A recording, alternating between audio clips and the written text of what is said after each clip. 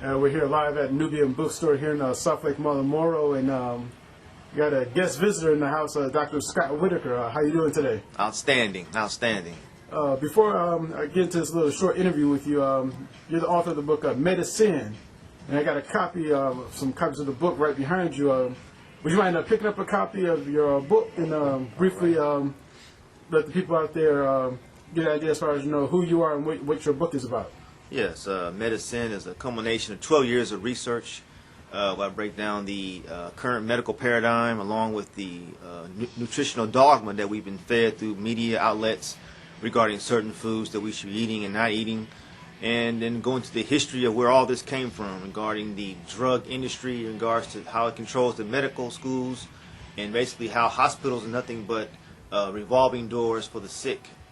I'm a naturopathic doctor with over 20 years experience in nutritional healing, herbology, iridology, detoxification, and all forms of natural healing. Okay. And if people want to get copies of your book, where can they go to get copies of your book?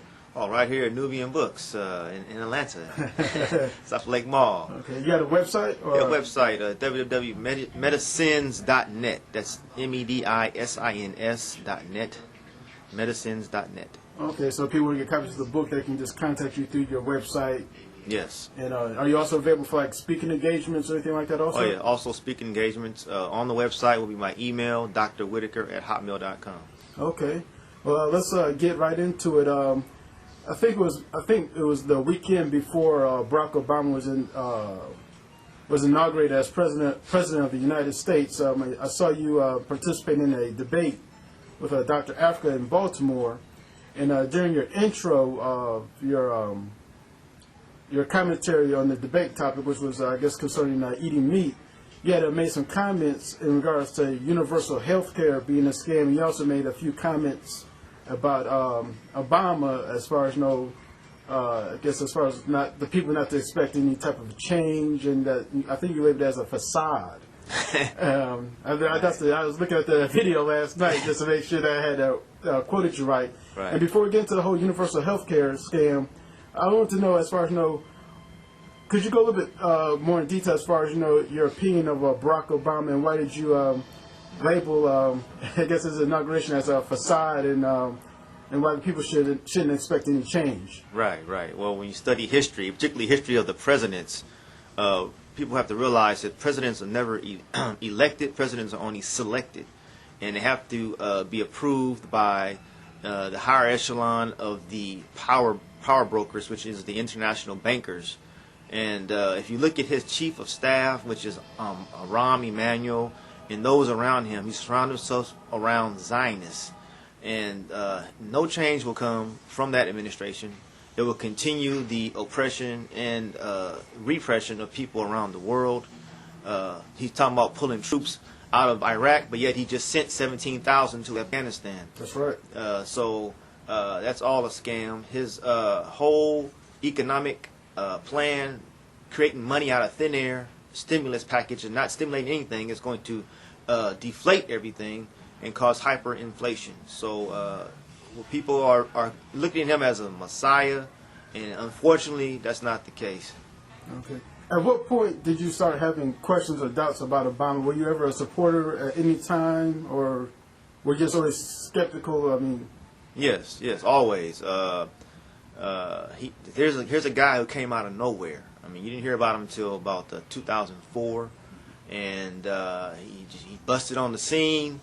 He's given he got more money than any other president ever in election history, funded by the pharmaceutical industry, funded by oil, and just to see him rise out of this so-called state of Illinois into where he is today, it had to be no other way but being selected by the elite.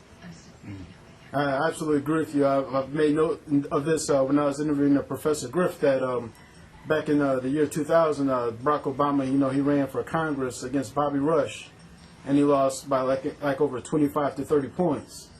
And then 8 years later, he raises almost $1 billion in campaign finances. And the question that I asked myself was, what has Barack Obama ever done to deserve so much hype and so much money?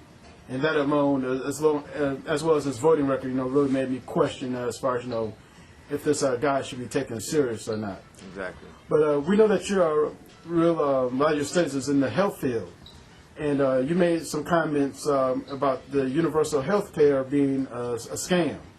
Yes. And we see this, being pushed a lot through quote unquote, I guess you say people on the left wing, Barack Obama, I think even Michael Moore and others have always been pushing this whole thing about universal health care, universal health care. Give me your thoughts, go into detail as far as, what is your opinion of universal health care, and should the people support it or be against it? Oh, yeah, they should definitely be against it. Speaking on Michael Moore agent is Rahm Emanuel's brother. So that should tell you right there who's supporting him is the Zionists. That's why he put out Fire 9/11 and tried to blame 9/11 on the Saudis instead of Israel. So Michael Moore is pushing this universal health care with that movie he made. And then Hillary Clinton was pushing universal health care. And now she's Secretary of State.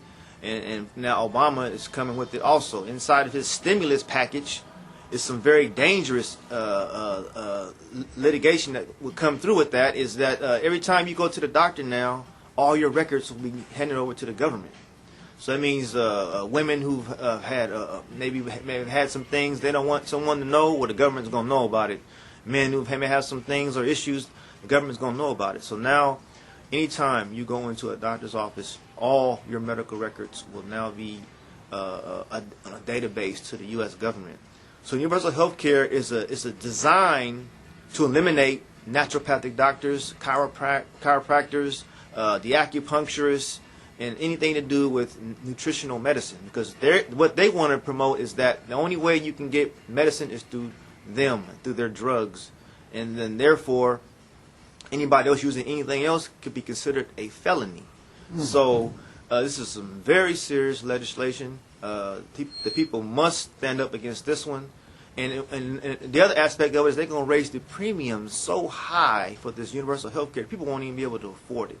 So it's very dangerous, and I hope that the people wake up and destroy that bill.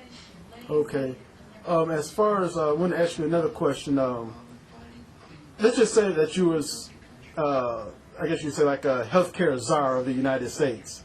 And if you could, establish healthcare in this country, how would you have it set up? I have it set up where, of course, the naturopath, the chiropractor, the herbalist, all those who are in the natural realm of healing would be allowed access, of course, to insurance, so that the people can actually have can pay for the services, and actually also eliminate all types of licensure. People have to be certified but not licensed. There's a difference between the two, and this will create an open field for people to choose on who they like to go to, and then be able to afford it. You can still use the hospitals, and only reason you would use them for would be emergency reasons: gunshot, car accident, gunshot.